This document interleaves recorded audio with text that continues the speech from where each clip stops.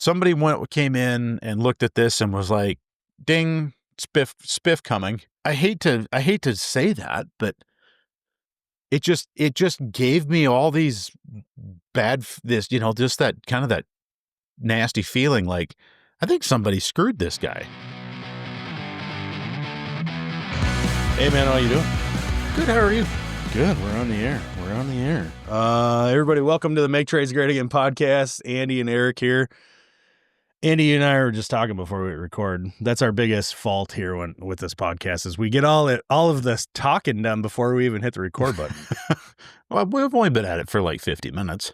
Yeah, it's fun. It's close friends catching up. Yes, yeah, that's the majority of it. There's a lot of BS. There is. So we had a cool conversation the other day. Well, cool, like interesting. I was intrigued by what you brought up, and so I'd love for you to just kind of set this up if you wouldn't mind. Yep. So I get a call from a guy, new customer, never worked for him before. Really nice house, midtown. It's got a geothermal heat pump and dump system. And he indicates that someone has worked on it. It does not work currently. Like someone worked on it recently? Yeah. And so he initially had said last couple months. I took a brief look at it and I was like, yeah, okay. It's a geothermal heat pump. It's a water to water heat pump. He's got a gas backup. So that's the non-critical, right? So okay. He's been kind of trying to find somebody that'll work on this thing. And of course, right now he's doing cooling. It's doing cooling, right? Well, no, he doesn't do any cooling with it. So, because he's got radiant slab floors, so okay. The house is cooled with mini splits. So he's like, it's not super critical at this time. Yeah. He goes, it's I'd like for it to be we'd like to be using it.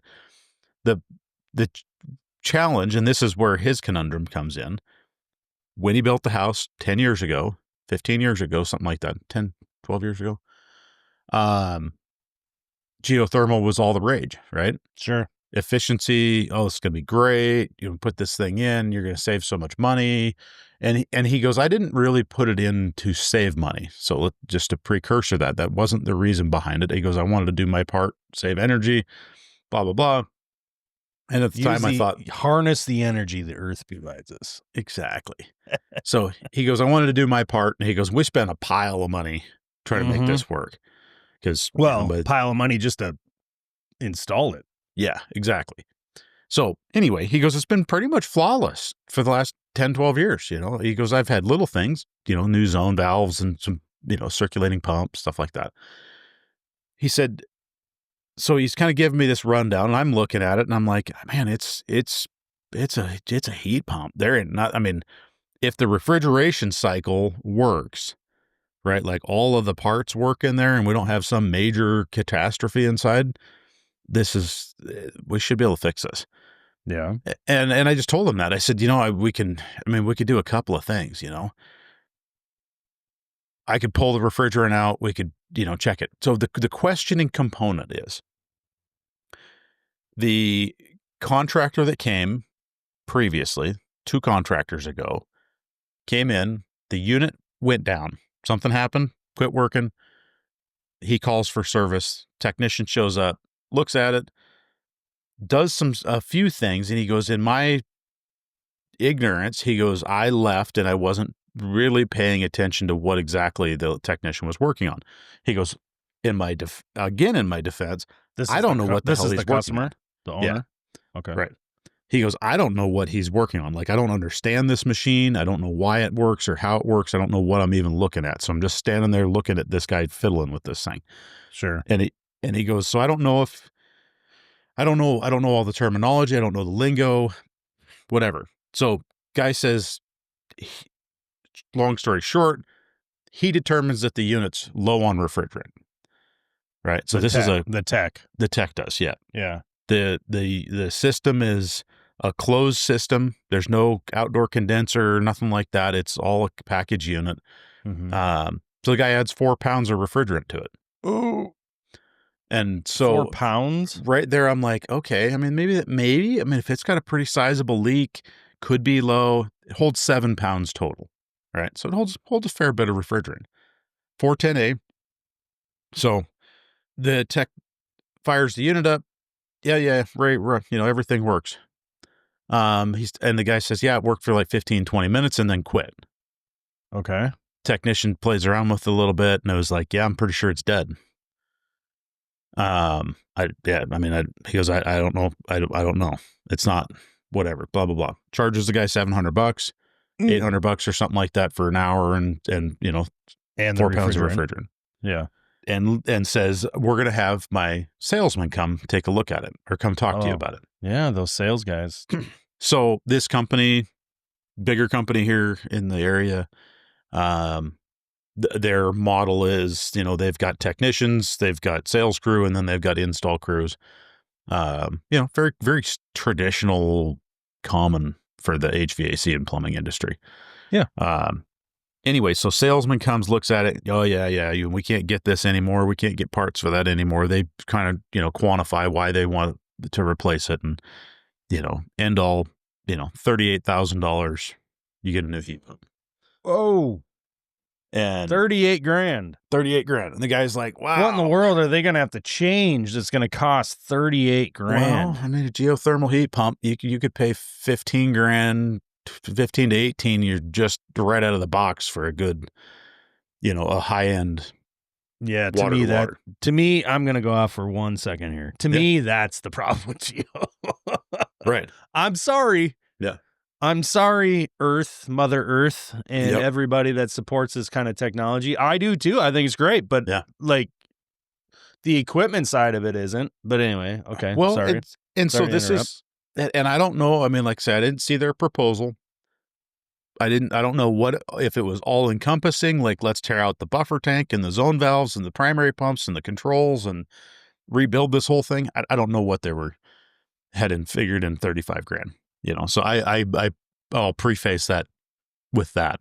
It's possible it was more than just the heat pump being replaced.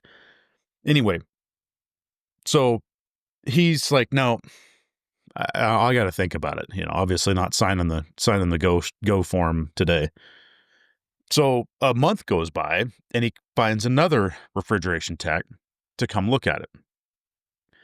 Guy comes in, looks at it, and is like, I don't know anything about heat pumps. This isn't what I thought it was, or what you would ask, whatever. He goes, but let me hook up my gauges and see if it seems like it's low on pressure. Right. And so keep in mind, this thing has not been running and at this point now, at least a month. Okay. This is company number 2 to come out and try to figure out why this thing doesn't work. Okay. Yep. And so the guy's like, I mean, if it's been sitting here for a month and it has like a sizable leak, that pressure is going to be low, possibly. Well, so he hooks his gauges up and he's like, whoa, you got something goofy here. There's 500 pounds of pressure in this thing. Mm-hmm. And the guy's like, well, is that normal? And the refrigeration tech's like, I'm not working on it. I'm not touching it. Disconnects his gauges. He's like, this isn't my cup of tea, but something's wrong. And so that's where I come in. Is the guy calls, sets up an appointment. I went down and looked at it, and I didn't hook up gauges or anything to it. I'm just kind of looking at it going, I need to come down with a couple of recovery cylinders. I need to make sure I got plenty of nitrogen. Let's kind of just give this thing the solid once over and do some testing. Yeah. We'll weigh out the charge, whatever, and kind of start from scratch. I mean, it's a closed system, right? Pull the refrigerant out, pull it into a deep vacuum, pressure test a couple times, recharge. Let's see if it works. I had bumped after I pulled refrigerant out. I had started both compressors. They both seemed to work. I didn't obviously run them for a long period of time, but a few seconds anyway. They turn over. Compressors all ohmed out, correct. Insulation test was fine. I did an acid test, no acid in the oil. So I'm like, I don't know. I think we're all right. Anyway, while I'm recovering, what I'm expecting to be a charge of 4 pounds of refrigerant plus whatever was in the unit, I almost can't fit it into two 20-pound recovery cylinders. No. And the first one, immediately, my recovery cylinder pressure, within minutes of having my recovery machine hooked up, I'm at like 460 pounds, 480 pounds on the recovery cylinder. And I'm like, what the frig is going on here? Yeah. Screwing around, grab a bucket of ice, doing the whole ice test. And I'm like, we got something else in here. This isn't refrigerant, right? And nitrogen, maybe? I thought, well, maybe they pulled the charge and filled it with nitrogen. Okay. But while I'm pulling this first 2-3 minutes of recovery, the accumulator and the compressors are frosting up. And I'm like, well, that's indicating to me that we're getting a change in pressure. We're getting, there's refrigerant left in this thing. It's not just whatever else it is. Anyway, kind of baffling. I screw around. It probably took me an hour and a half to get the thing pulled down in these two cylinders, let them cool off. It was getting super hot. It was just weird. Anyway, handful of different techniques, finally get the refrigerant out of this machine and start doing a little bit of testing, right? So, but while the whole time I'm doing this, I'm thinking like, what the heck happened here?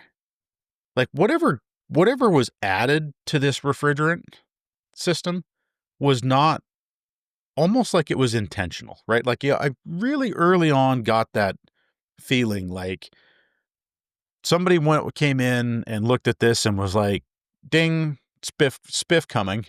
Yeah. And I system. I hate to say that, but it just gave me all these just that kind of that nasty feeling like, I think somebody screwed this guy. Yeah. And so, my natural thought at that point is, well, I need to evacuate this thing. I need to pull down I need to pull the system down and find out, is it tight, right? Like, can we actually recharge this thing responsibly and return it to service? Or is it, I don't know if they filled the thing with water, right? Or maybe the condenser coil's got a leak. But I kept going back to the fact that, it's got 470 pounds of pressure on both sides when I gauged up. And when I first started looking at this thing, the guy's like, oh yeah, a couple of months ago. So while I'm recovering the machine, and I'm talking to the homeowner, I'm like, try to get all the details, get a little more info. Like, what were they doing down here? Did they have a black cylinder or a big aluminum tank, like a scuba tank, down here when they were doing that? He's like, no, it was just a smaller tank. He goes, I don't really remember what color it was, but wasn't yellow.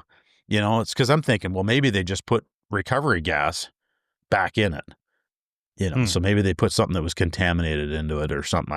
Trying to figure out the logistic of like, oh, somebody screwed up, or was this a malicious thing? Yeah. And he's like, no, I don't remember that. And I was like, okay, so they put 4 pounds in? And he's like, yeah. But he goes, you know what I'm noticing right now? You're recovering your refrigerant and you have a scale that you're measuring the cylinder with. He goes, they didn't use a scale. I'm like, why do they know if they put 4 pounds in there? And he's like, I have no idea. So, there's like just more and more of these things that are adding up. Somebody obviously bypassed this low pressure switch or this low temp switch.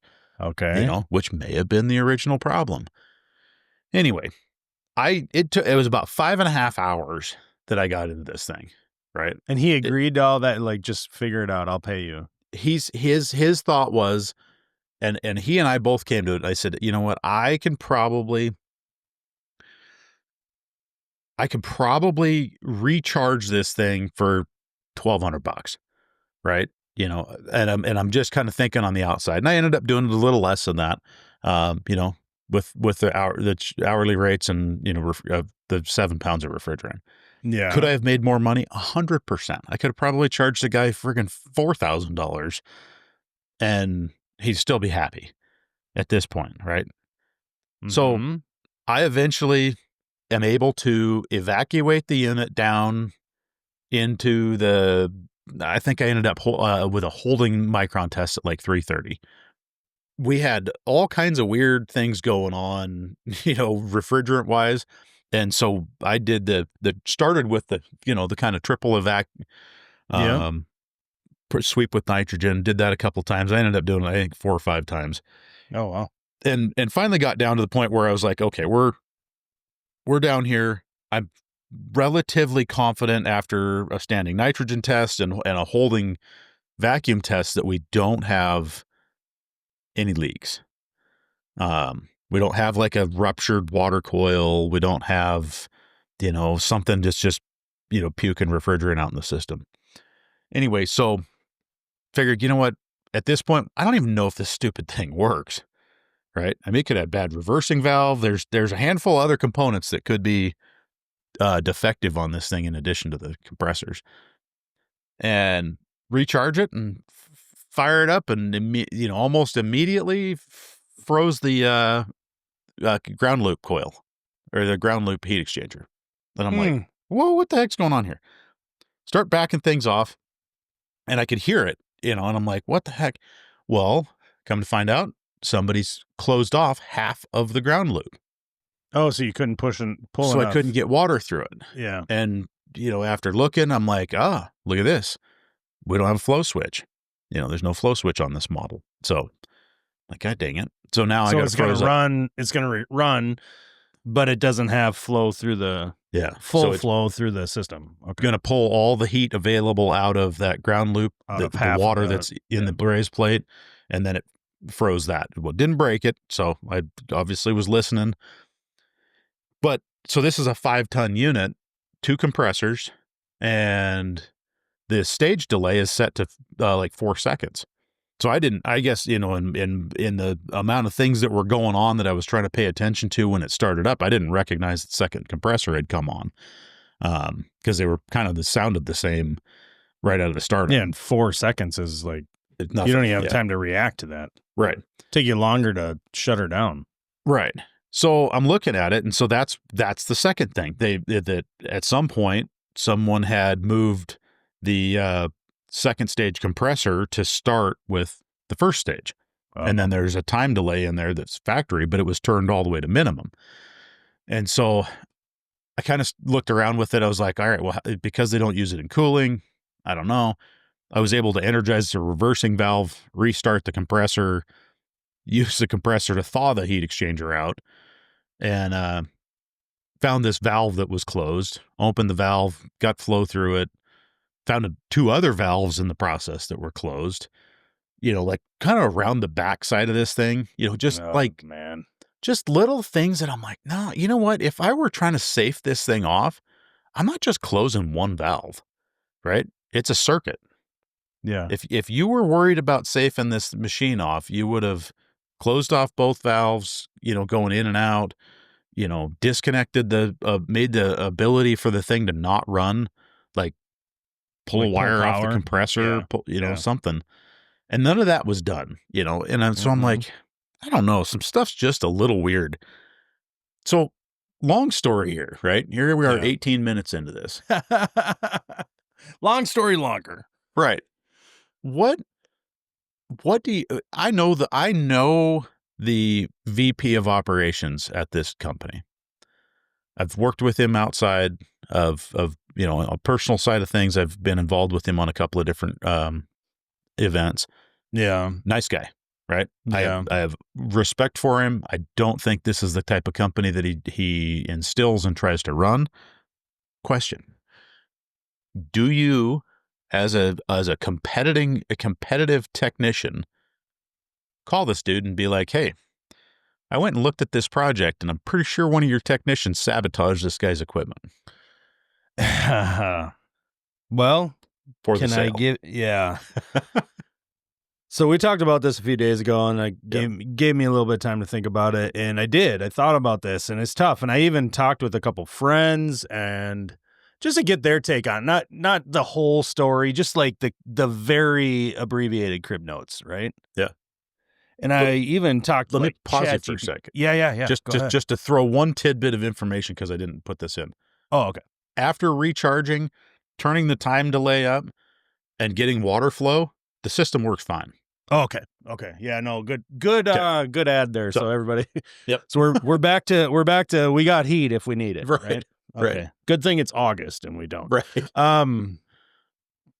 Although I'd love to need heat in August, to be honest with you, because that just smells like success and money. That's right.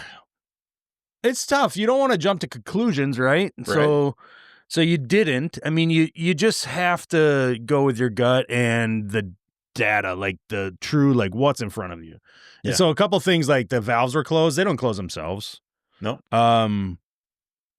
The bypass of the low temperature sensor, like the alarm or the safety switch, that doesn't just happen. Yeah. If it were failed and they diagnose it as a problem, bypass it just to see if they can get it running, that's one thing. But if you bypass any kind of safety on any kind of equipment, and admittedly, I'm not a geo guy, so okay. Sure. I'm barely even capable of doing any kind of, refrigerant system. But if you're bypassing safeties and you don't put them back in play with either new parts because they're needed, or you're just testing and to see if something was the problem and process elimination, and you leave that in play like that, right there, that either says that you're like you forgot something or you did it on purpose. Because like you shouldn't walk away from that. Okay, so and the customer knew nothing about it, right? Like more or less. Yep. That sounds like something that, like, if you bypass a safety that's going to shut the system down, wouldn't you think that, like, that's one way to show that, oh, look, it doesn't work. You know what I mean? Right. So you don't want to jump to those conclusions. So you did all your homework. And after talking with some friend, a friend of mine, looking at chat and thinking about this for a couple of days, I'm like, okay, so the approach has to be diplomatic. Yep. And I think I know where you're at on this, but obviously I'm going to give you time to say that. But like, you don't have like solid proof. That's the problem. And it's not as if you should have to rely on the customer to tell you exactly what went down, but you tried. You're like, hey, do you remember this equipment? Did he have this? And then the customer's like, well, I don't even think that they had a scale. No, you don't know if they had a scale or not. The customer just was like, may not have recognized it. Right. Might have looked different than yours. Right. Yep. So, that's tough. It's like, it's almost like you'd have to say like, hey, you call up the owner and just say, I just want to give you a heads up. I was out on this job. You guys had been there before. I noticed something unusual at the unit. More or less framing it as like professional courtesy rather than maybe you might look into this and ask a few questions and instead of an accusation, right? Yeah. It's tough. That's kind of where I was at when I gathered my thoughts on it, because I too have found myself in situations where my head went immediately to, after listening to a customer, looking at the system I'm in front of, typically like a boiler, or maybe something like more technical, like a tankless water heater, like something that takes some knowledge and some troubleshooting and some equipment and experience. Yeah. When I look at that, I know the feeling. My head has went, boom, this is what they did. I know what they did. Or, and I want to accuse, but I haven't found myself in a situation where I made the phone call like you're considering, Right. Well, I want to ask you this though. What is your goal though?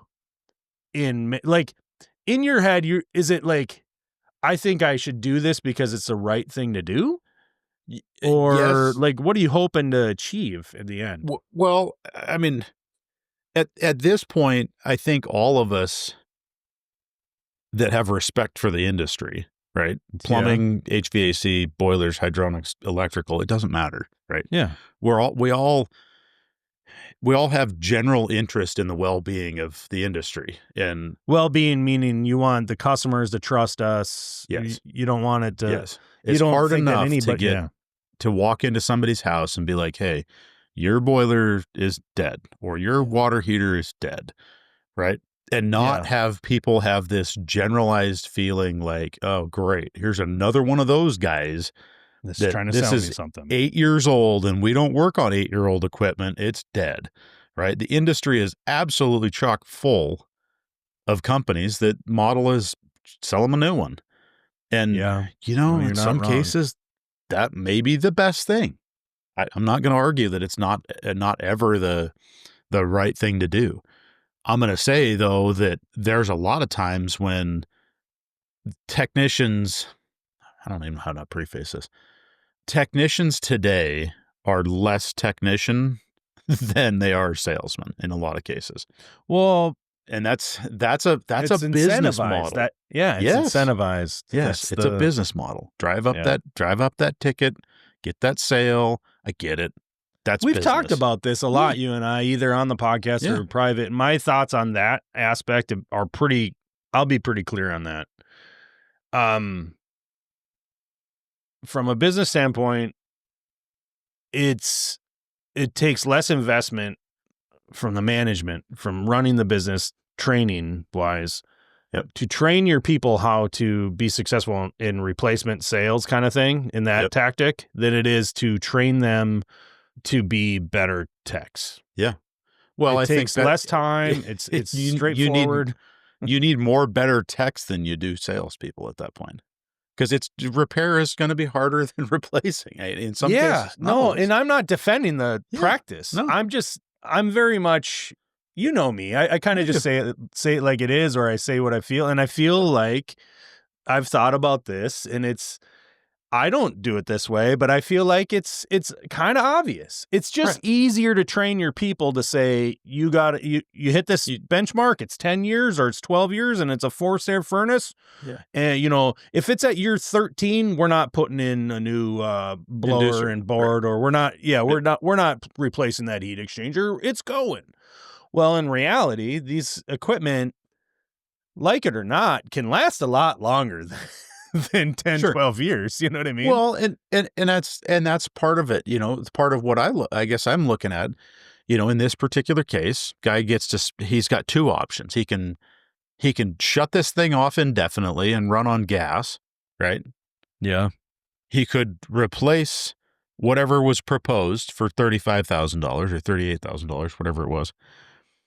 Or he could pay me $1,200-ish to do some troubleshooting and some diagnostics and maybe make the thing work again. And to my knowledge, I've talked to the guy a couple of times since. We have a new low temp sensor or low temp switch coming. So you can get parts for it, huh? That's the thing is, so herein lies the secondary part of your comment of it's easier to train salespeople than it is to train technicians. Many technicians today have the stuck mindset that I'm working on a Navion, therefore I must put Navion parts in it. I would agree on that. Oh, yeah. Navion parts are not, there are no generics, there's no, whatever. Okay, fine. That said, Renai is the same way. Lochinvar, mostly the same way. Yeah, you get outside of that forced air and that refrigeration stuff, and it's pretty much like it's a part for part. Yeah. Very much so. And I'm fine with that. I'm totally fine with that. This, however, is not that. Okay. It's got two Copeland scroll compressors. It's got a whatever Parker reversing valve, right? It's got some sort of defrost control board that probably, if I would have looked at the serial or the number on it, it's probably a generic defrost controller. Probably find it on eBay. Probably find one on eBay. Yeah. It's got two contactors. It's got a couple of time delays and a couple of solid state relays and a transformer. And then everything else is outside of the box. Yeah. It's got circulators and stuff like that. All the low pressure and high pressure switches, those are all generic, right? And this is something that's different. You and I came up in an era through the trades working on older boilers, right? How many Honeywell Aquastats did you put in? Right, Aquastat relays. How many ignition boards? How many Honeywell S8610U ignition controllers or whatever the frick they are? Yeah, standing pilot, spark ignition. Right. Yeah, gas valves. Yeah, right. I still carry a universal gas valve. Hell yeah. right? But there's a lot of technicians out there right now that would walk into an older Burnham cast iron boiler and go, just look at it "Ooh, and say it's old. It's got to go. it's old. That we got to replace this. It's got a bad gas valve." Right? Call Burnham, right? You call your Burnham rep and go, "I need a gas valve for this." Geez, they haven't made that boiler in 25 years. I guess we can't get a gas valve. I mean, why? You can. Yeah. Johnstone's got 600 of them on the shelf, and they're $61. Right. Go pick up a standing pilot gas valve. It's 200, and you got a 290,000 BTU capacity, and it's step open. Perfect. Done. Pop But one it's in and that away you go. it's that knowledge that isn't being. It is. This isn't a conversation about that. Like, we could go on and on about how we're old and we know better, but that's not what it's about. It's about, like, do you make that call? You're in a spot where you got to look out for the customer, but is looking out for the customer include, like, calling that other company? Or, I mean, I'm not saying don't do it. No, I'm actually wondering, what do you think you're going to do? I know you're I'm probably going to give him a call. Okay. I'm probably going to give him a call. And I thought I'm going to wait until next week. And here's the reason why I'm going to wait till next week. Yeah. I want to make sure the customer doesn't call me and say, "Hey, I've been playing with it and it doesn't work now." Right? Because I don't want to make the phone call and be like, "Hey, blah, blah, blah, blah, blah." And then have the customer go, "Well, in fact, we evacuated that unit and did this and that and the other and did a, whatever test. And we found this." Right? Well, none of the notes that the customer currently has reflect that.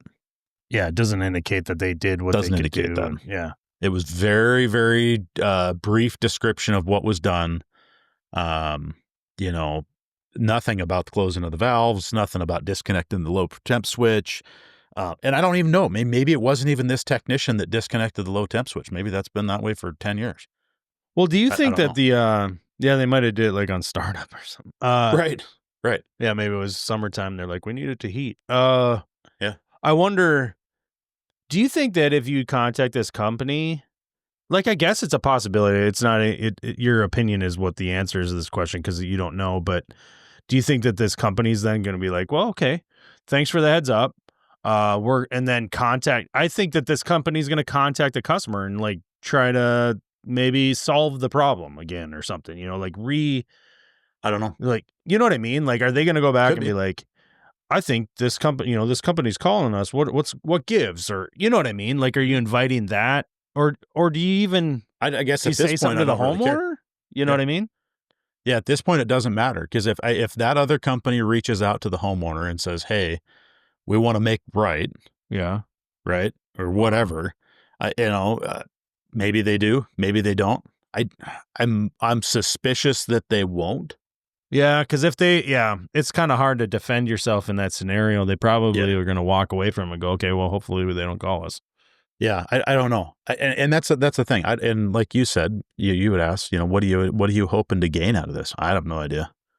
Maybe the fact that the conversation is that around the next sales meeting, that guy walks into the group and says, "Hey, listen, guys and gals, you're out there, you're trying to do this. Yes, we've instructed you to, if the customer needs a replacement, sell them a replacement, right?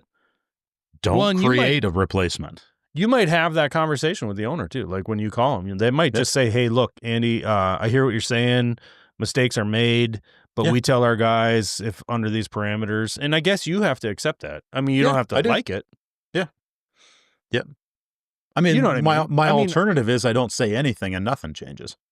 That's for sure. Hey, actually, let's leave it there. That put the cap on this conversation. You're right on that.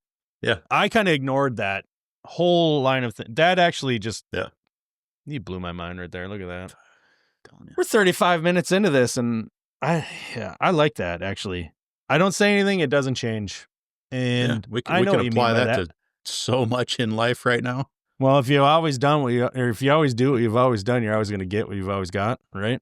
Yeah, something like that. Yeah. I know I live my life by that. I mean, there's a lot of things I need to live my life beyond that statement.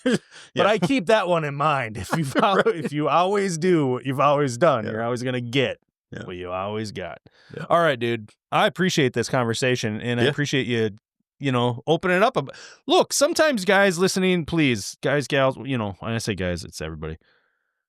I think it takes a little bit of courage to bring this kind of stuff up and talk about it into these microphones and just be like, I don't know who's going to hear this, but you know, hey, but at the risk of, you know, saying the wrong thing. This guy listens. Well, or at least several of his technicians do. I'm not even thinking that. I'm just thinking like, this is honest right here. This is honest conversation about stuff that we encounter and we have to think about, not just as business owners, but just people out in the field. Like, how do you do the right thing? And I can see that this is a struggle that I have not really tackled myself. And I'm just thankful for the conversation. So I hope everybody listening enjoyed it. And if you did, please hit the like button, subscribe, whatever it is you got to do to keep this going. And if you haven't already, you can rate us in your podcast app. You can subscribe on YouTube. You can follow Andy over on Instagram at Mick_Plum. You can follow me at Mechanical Hub, just about everywhere too. And yeah, man, this is a good one. I'm curious, you know, if anybody's got feedback, you know, if you've run into this kind of situation, you've done it before, you know, maybe I guess I'm curious if you work for a company whose motto is it's 10 years old, replace it. How do you sell that? Is it just about the dollar? Just curious. Yeah, we all kind of operate off that a little bit here and there too. We have to take it into consideration. We could go on and on about that whole, you know, water heaters, furnaces, you know, hey, it's this old, look at your softener. It's original to the house. It's 20 years old. It's got to go. Yeah. Yeah. Just a different scale. Yeah. Yeah, exactly. So, all right, dude. I appreciate you. Thank you. Awesome. Have a good one. You too.